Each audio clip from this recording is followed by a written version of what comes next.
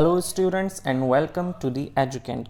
आज हम कंटिन्यू करने वाले हैं अपने प्रीवियस ईयर क्वेश्चन का सेकंड पार्ट। अब ये प्रीवियस ईयर क्वेश्चन है आपके सीटीटी, यूपीटीटी और अदर टीटीज और टीचिंग एग्जाम्स के लिए इंपॉर्टेंट। तो देखते हैं आज का पहला क्वेश्चन।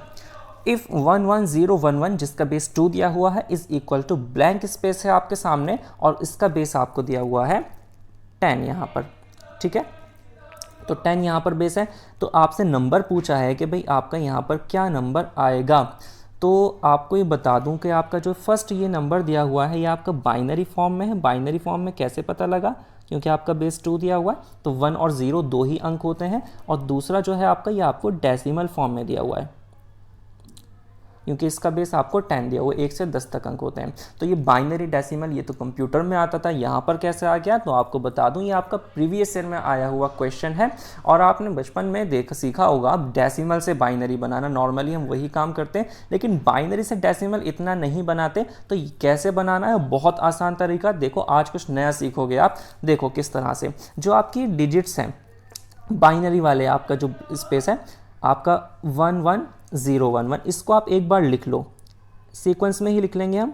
1 फिर 1 आएगा, फिर 0 आ गया, ठीक है, 0 के बाद फिर 1 आ गया आपका, और लास्ट में फिर 1 है।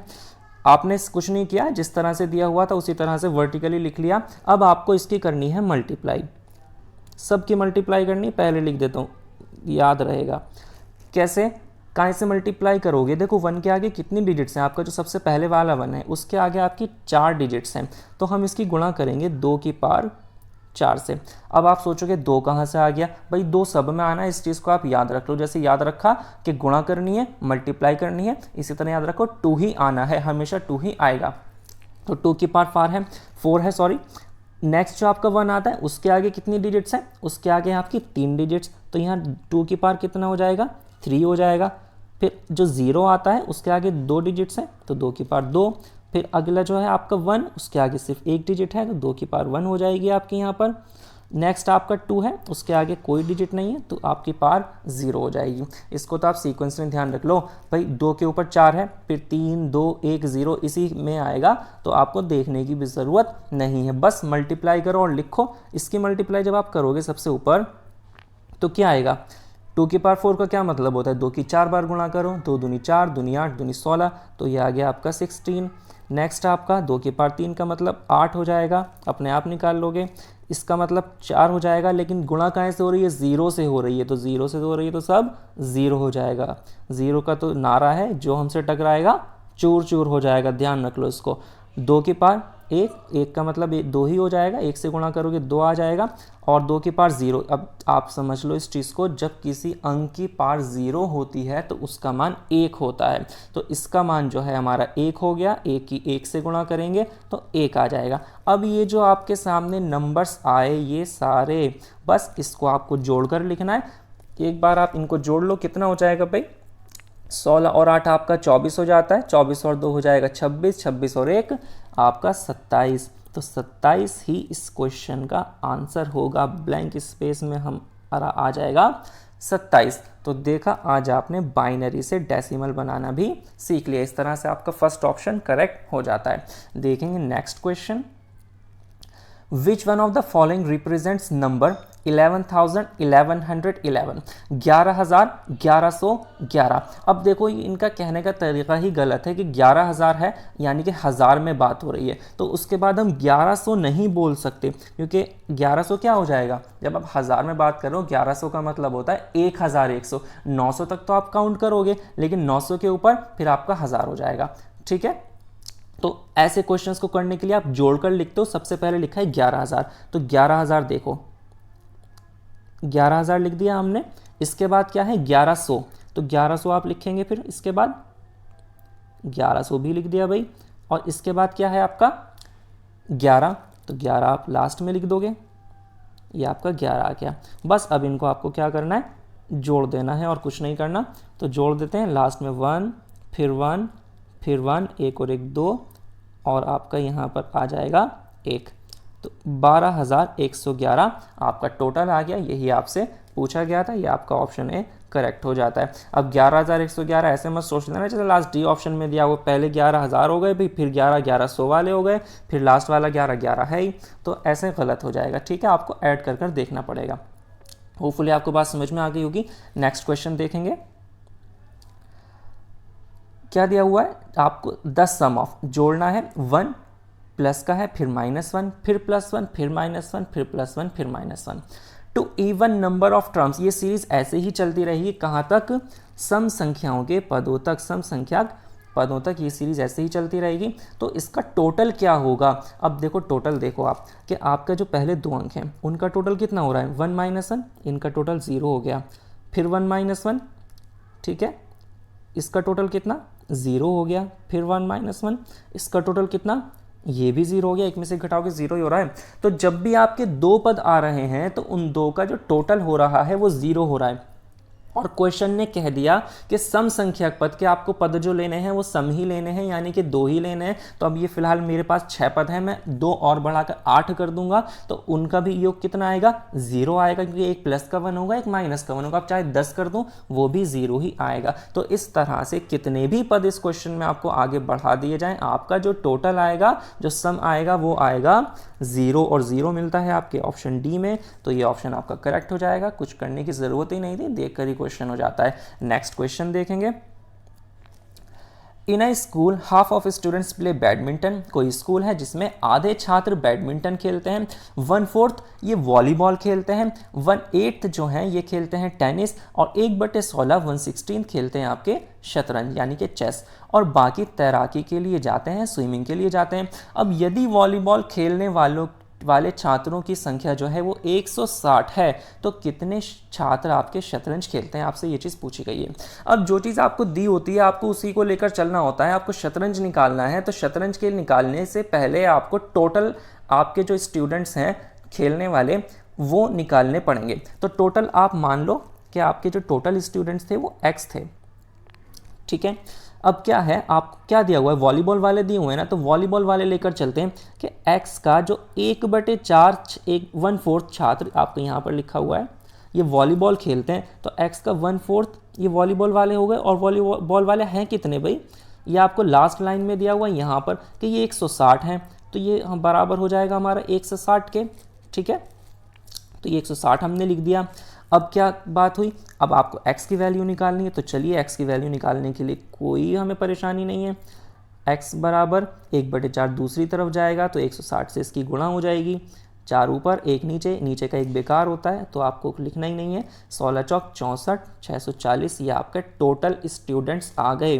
तो x is equal to total students माने थे ना आपने 640। अब आपसे क्वेश्चन में पूछा क्या गया, कितने छात्र शतरंज खेलते हैं, शतरंज खेलने वाले कितने बताए थे हमें, 1/16 यही बताए थे, ये लिखा हुआ कि 1/16 छात्र शतरंज खेलते हैं। तो टोटल का आप 1/16 निकाल लीजिए, आंसर आ जाएगा। हमें चेस वाले निकालने हैं भाई, 640 थे टोटल, इसका 1/16 आपके चेस वाले हैं, 16 से काटोगे 4 बार कट जाएगा 0, तो चेस वाले आ जाएंगे आपके 40, और यही आपका आंसर हो जाएगा, ये आपका ऑप्शन डी है, ठीक है। इतनी बात आपको समझ में आई होगी। मैंने इस तरह का क्वेश्चन आपको लास्ट वीडियो में भी कराया था, वहाँ पर x नहीं माना था, डायरेक्ट कराया था। तो जो मेथड आपको अच्छा लगे उस मेथड से आप कर सकते हो, ठीक है। हमें आप दोनों ही बातें मैंने आपको बता दी हैं यहाँ पर। नेक्स्ट क्वेश्चन देखेंगे, which of the following is at third place when the numbers are arranged in ascending order. अगर हम इन नंबर्स को आरोही क्रम में लगाएंगे तो तीसरे नंबर पर कौन सी संख्या आएगी, ये आपसे क्वेश्चन ने पूछा है। तो तीसरे के लिए पहले पहली संख्या देखो, क्या देखोगे आप, सबसे छोटी संख्या पहले आनी चाहिए। आरोही क्रम का मतलब सबसे छोटी संख्या पहले। तो आप चेक करोगे फर्स्ट में 7, आप एक एक डिजिट कर चेक किया करो। जब भी आपके पास पॉइंट्स वाले क्वेश्चन आए ना आरोही क्रम में, आप एक एक डिजिट चेक करो। पहली डिजिट आपकी 7, फिर 7, फिर 7, चौथे में भी 7 और लास्ट में 0। तो भाई लास्ट में 0 आ गया, 0 सबसे छोटा है, तो सबसे पहले आपका आ जाएगा यहाँ पर 0.77, ठीक है। ये आपकी पहली डिजिट यहाँ पर आ चुकी है। अच्छा, इसके बाद नेक्स्ट हम चेक करेंगे, लास्ट वाला तो आपको ख़त्म हो ही गया। इसके बाद आएगा सेकंड डिजिट, चेक करते हैं, 0 आई, फिर तो 0 आया, ये छोटा है, फिर 7 आया, तो ये तो नहीं ले सकते हम ये वाला, इसको ख़त्म कर दो यहाँ से। फिर 7 आया, ये भी बड़ा हो गया क्योंकि हमारे पास 0 वाला नंबर है ना, जो आपका पहला नंबर है 7.07 उसमें सेकंड डिजिट 0 है, तो 0 तो 7 सेकंड वाले जो आपका नंबर है उसमें सेकंड डिजिट 7 है, तो 7 से तो 0 छोटा है, तो ये वाला पहले आएगा। लास्ट वाला देखते हैं 7.007, यहाँ भी 0 आ गया, तो इन दो में से कोई एक जो है वो दूसरे और तीसरे नंबर पर आएगा।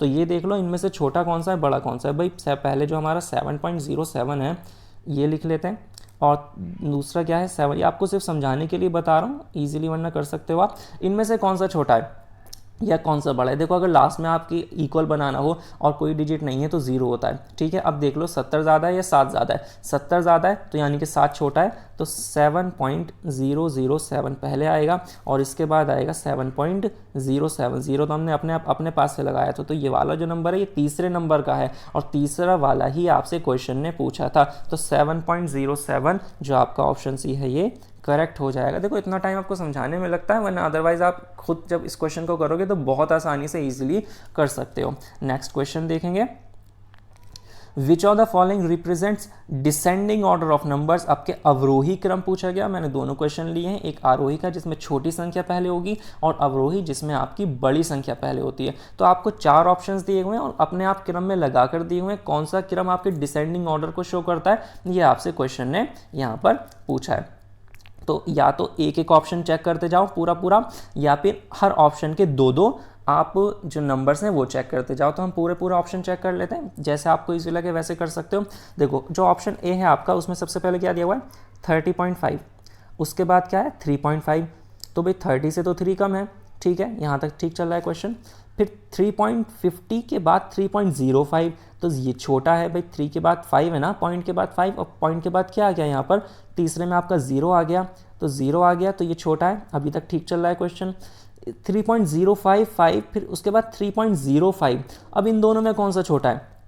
देखो अभी लास्ट में ही बताया था, चलो इसको लिखकर थोड़ा सा बता देता हूँ आपको। 3.055 आपका यहाँ पर है और यहाँ पर है आपका 3.05, तो कौन सा बड़ा है इसमें? भाई लास्ट में कुछ नहीं होता तो 0 होता है, ठीक है, यहाँ 0 हो गया, तो वहाँ 55 है, यहाँ 50 है, तो 55 वाला बड़ा है, तो यानी कि ये भी ठीक है।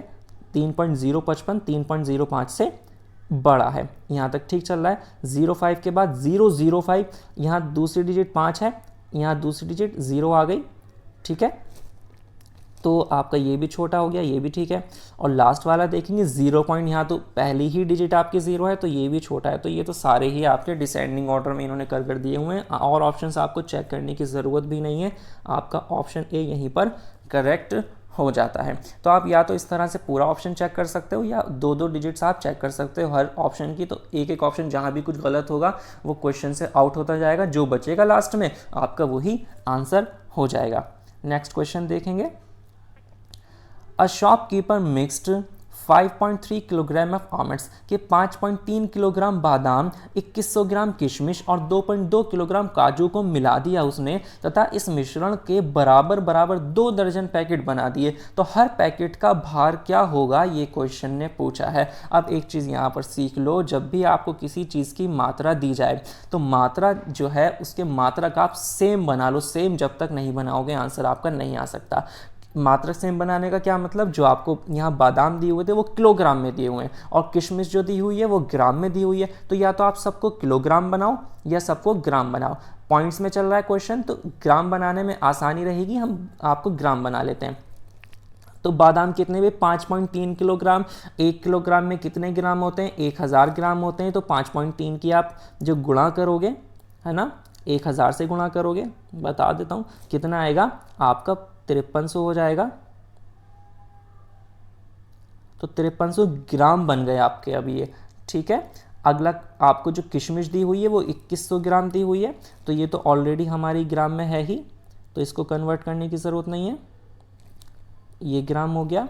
फिर जो आपका नेक्स्ट दिया हुआ है 2.2 किलोग्राम काजू, तो इसको भी आप 1000 से गुणा करोगे, अपने आप कर लोगे, तो ये भी आपका ग्राम में बदल गया। अब क्या करना है, टोटल कर देना भाई, टोटल को मिक्स किया था ना हमने, उसके बाद पैकेट बनाए थे, टोटल कर दो कितना हो जाएगा, 0 0 3 1 4 हो जाएगा, 4 और 2 आपका हो गया 6, यहाँ पर 5 2 7 और 2 9, तो 9600 हमारा इसका टोटल आ जाता है। अब हमने 9600 ग्राम जो हमारे पास सामान हो गया, इसके 2 दर्जन पैकेट बना दिए। 2 दर्जन पैकेट का क्या मतलब होगा, 1 दर्जन में 12, तो 2 दर्जन में कितने हो गए आपके 24। तो आपके जो वेट जो हुआ आपका, हर पैकेट का जो हमारा वेट होगा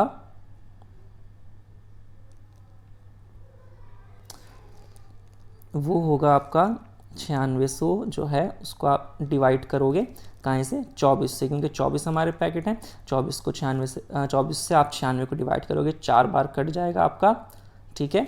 और 2 ज़ीरो हैं तो 400 आ गया। 400 ग्राम में क्वेश्चन कर रखा था तो ग्राम में आया। अब देखते हैं हमारा 400 ग्राम ऑप्शन में है भी कि नहीं। बिल्कुल है जी, फर्स्ट ऑप्शन जो है आपका ऑप्शन ए वो 400 ग्राम है, तो यही इस क्वेश्चन का आंसर हो जाएगा, ठीक है। नेक्स्ट क्वेश्चन देखेंगे अब हम कि how many packets of 1/16 kg, ये kg है यहाँ पर आपका हिंदी में लिखा हुआ है कि 1/16 kg चीनी के कितने पैकेट बनाए जा सकते हैं। कितनी टोटल चीनी कितनी है, 3 सही 1/4, 3 होल 1/4 किलोग्राम चीनी से इतने किलोग्राम चीनी के कितने पैकेट बनाए जा सकते हैं, ये आपसे क्वेश्चन ने पूछा है। तो हम बताएंगे जब पूछा है तो पहले इसको सही कर लिख लो। जो टोटल आपके पास शुगर है, भाई टोटल शुगर कितनी है आपके पास, पहले तो ये लिखना पड़ेगा। ये देख लेना भाई, थोड़ा सा आपको राइटिंग वैसे समझ में तो आ रहा होगा, है ना। तो ये स्टाइलस पेन क्योंकि प्रैक्टिस हमें भी इतनी नहीं है अभी यूज़ करने की, नया ही यूज़ करना शुरू किया, वरना हम भी बोर्ड पर पढ़ाने वाले हैं, तो धीरे धीरे हो जाएगा ठीक है। इतना आप थोड़ा सा एडजस्ट कर लो। देखो इसको सही कर लिखोगे, टोटल जो आपके पास चीनी है 4 तिया 12 और 1 13, तो 13/4 तो ये हो जाएगा आपका। और एक पैकेट कितने का आपको बनाना है, आपको 1/16 का, ठीक है। जो आपका पैकेट है वो 1/16 किलोग्राम। तो जब भी आपको टोटल नंबर दिया हो, पीछे क्वेश्चन भी ऐसे ही आया था, उसको आपको जो ईच पैकेट है उससे डिवाइड कर देना है। तो यहाँ पर आप बस डिवाइड कर दोगे 13/4 को 1/16 से। तो डिवाइड कैसे कर लिखोगे, देखो 13/4 आपका यहाँ पर है, इसको डिवाइड में अगर लिखोगे तो 1/16 लिखोगे क्योंकि 1/16 से डिवाइड होना है। लेकिन आप डिवाइड से आसान मल्टीप्लाई कर लिखो, ईजिली हो जाएगा। तो क्या करना पड़ेगा, 1/16 लिखते हैं ना हम डिवाइड में, अब इसको 16/1 लिखना पड़ेगा। तो आप इस तरह से कर लिया करो, जब भी कोई चीज़ आपकी डिवाइड में है, भाग में है, तो उसको गुणा में कर उल्टा कर लेते हैं, हमारा क्वेश्चन सॉल्व हो जाएगा। 4 से आप 16 को काटोगे, 4 चौक 16 और 13 चौक हो जाएगा 52। तो इस तरह से आपके 52 पैकेट यहाँ पर बन जाएंगे चीनी के। तो 52 आपका ऑप्शन में मिलेगा, बिल्कुल मिलेगा। आपका ऑप्शन डी जो है आपका वो 52 पैकेट है, ठीक है। ये बात आपको समझ में आई होगी। नेक्स्ट क्वेश्चन देखेंगे। The point A and B represent numbers on a number line. एक नंबर लाइन दी हुई है, उसमें कोई पॉइंट ए है और दूसरा पॉइंट बी है, और उनके मान नहीं दिए हुए आपको, पर संख्याओं का प्रतिनिधित्व करते हैं। कोई सी संख्याएं होंगी जिनका प्रतिनिधित्व ये करेंगे। क्या पूछा, बिंदु ए और बी के बीच की दूरी है, क्या दूरी है ये आपको बतानी है। तो पहले ए और बी है क्या ये निकाल लो, उसके बाद दूरी बता पाओगे। तो सबसे पहले आपको देखो 25,000 दिया हुआ है, ठीक है। यहाँ पर आपको 25,000 दिया हुआ है ना। नेक्स्ट दिया हुआ है 39,000 यहाँ पर। तो इसके बीच की दूरी क्या है, देखो जितने डॉट्स दिए हुए हैं इनके स्केल पर, वो इनके पॉइंट्स हैं। तो कितने पॉइंट्स हैं और कितना डिफरेंस है पहले ये निकालोगे। देखो इनके पॉइंट्स गिनो, 25,000 के बाद एक पॉइंट आया, फिर दूसरा आया 3, तीसरे पर ए भी मौजूद है, फिर चौथा, पांचवा, छठा और 7। तो 7 स्टेप्स में बटा हुआ है, ठीक है। 7 तो स्टेप में आपका ये बटा हुआ, और इनका डिफरेंस वैसे कितना है, ये तो हमने पॉइंट्स में डिफरेंस निकाला। अंकों में अगर डिफरेंस देखें तो 39,000 था और 25,000 था। 39 में से 25 घटाओ के 14,000 बचेगा, ठीक है। तो डिफरेंस जो इनका 14,000 है। 14,000 को अगर आप क्या है करेंगे, यहाँ पर 14,000 को हम यहाँ डिवाइड कर लेंगे, क्योंकि 7 पॉइंट्स हैं और 14,000 डिफरेंस है। तो पॉइंट्स की, एक पॉइंट की वैल्यू कितनी है ये आपको पता लग जाएगी। 7 से आप डिवाइड करोगे 2,000 आ जाएगा। तो एक पॉइंट का मतलब 2,000। तो 25,000 से हर पॉइंट पे हम 2,000 ऐड करते जाएंगे। बहुत आसान है, देखो 25,000 में 2 ऐड करो 27, फिर 2 ऐड करें 29, तो फिर 2 ऐड करें 31। तो 31,000 आपको ए पर मिल जाएगा। तो ए पर पहुँचते पहुँचते आप हो जाओगे 31,000। फिर इसी तरह आगे 39,000 होगा। अब हम बी पर कितना होना है, तो 39 के आगे 2 ऐड करते जाओ, आपको बी भी मिल जाएगा। और ऐसा नहीं करना तो आसान तरीका ये है, लास्ट में आपको क्या दिया हुआ है, 61,000 दिया हुआ है। पीछे चलोगे तो 2,000 माइनस कर लो, आगे चलोगे तो 2,000 प्लस कर लो। तो 61 में से माइनस करते जाओगे, देखो कितने का डिफरेंस है, डायरेक्ट माइनस कर लो। चाहे बी और 61,000 में कितने गैप्स हैं, 1 2 3 4 4 गैप्स हैं हमारे यहाँ से यहाँ तक, है ना। तो एक गैप का मतलब कितना था 2000, 4 गैप्स का मतलब कितना हो गया 2 चौक 8000। तो 61,000 में से 8000 माइनस कर लोगे, ये हो जाएगा आपका कितना हो जाएगा भाई, आपका 53,000 हो जाएगा। 53,000 ये हो गया आपका, ठीक है।